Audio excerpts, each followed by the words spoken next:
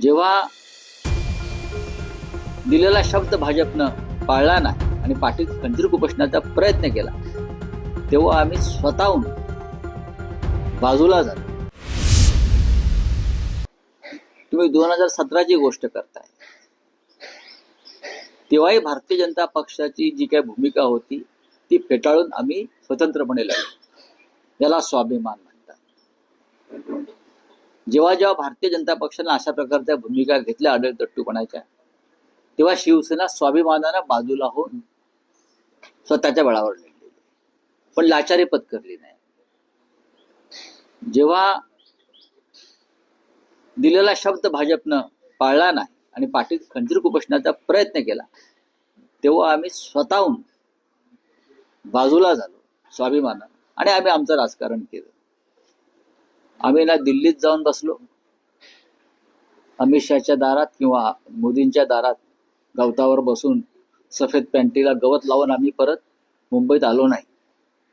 आम्ही लढलो, जे काय असेल त्या ताकदीनं लढलो आणि महाराष्ट्राचा स्वाभिमान आम्ही कायम ठेवला. पण आता चित्र फार वेगळं दिसतं. ताबडतोब त्यांनी स्वतःला शिवसेना म्हणून घेणं बंद केलं पाहिजे. ही शिवसेना नाहीये.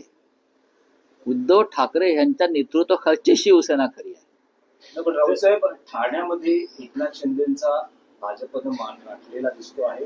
ठाण्यामध्ये सर्वाधिक जागा म्हणजे साधारण मी मुंबईच्या राजधानीची गोष्ट, महाराष्ट्राच्या राजधानीची गोष्ट करतोय बरं का. मालेगावला काय झालं, अमुक काय झालं, मीरा भाईंदरला काय, त्याच्याशी मी नंतर बोलू.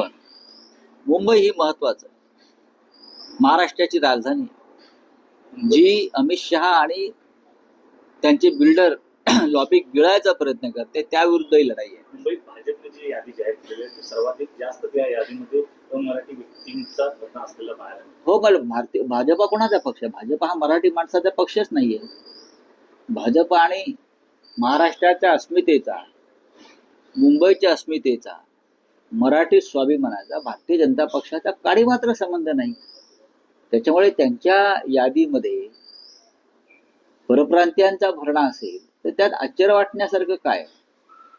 आपल्याकडून उमेदवारी जाहीर केल्यानंतर बरीचशी नाराजी देखील होता बाहेर. म्हणजे वरळीमध्ये उद्धव ठाकरे यांना मध्यस्थी करावी लागली, नाराजांना बोलवून होत असतं ना, असं होत असतं. एकापेक्षा जास्त इच्छुक असले काही ठिकाणी तर सर्वच पक्षांमध्ये ही अशा प्रकारचं वातावरण असतं. ते आता उद्या संध्याकाळपर्यंत पूर्णपणे निवळून जाईल. पुण्यात आणि पिंपरी चिंचवडमध्ये दोन्ही एनसीपी एकत्र आहे. त्यांचं मी स्वागत करतो. या पलीकडे माझ्याकडे शब्द नाही.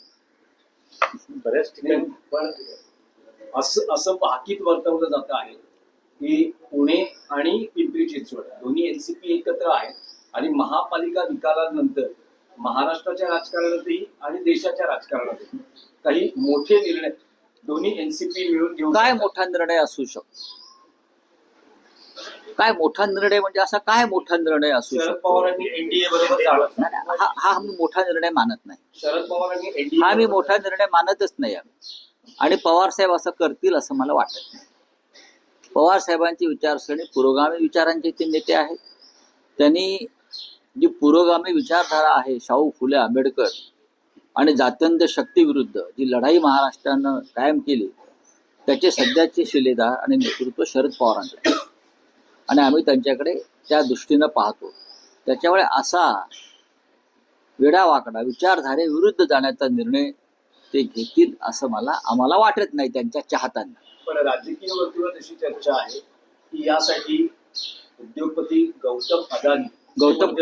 गौतम अडाणी म्हणजे महात्मा फुले नाहीयेत बरं का, किंवा संत गाडगे महाराज नाहीयेत. शरद पवारांच्या सगळ्याच उद्योगपतींशी संबंध आहे प्रेमाचे, त्यातले एक अडाणी.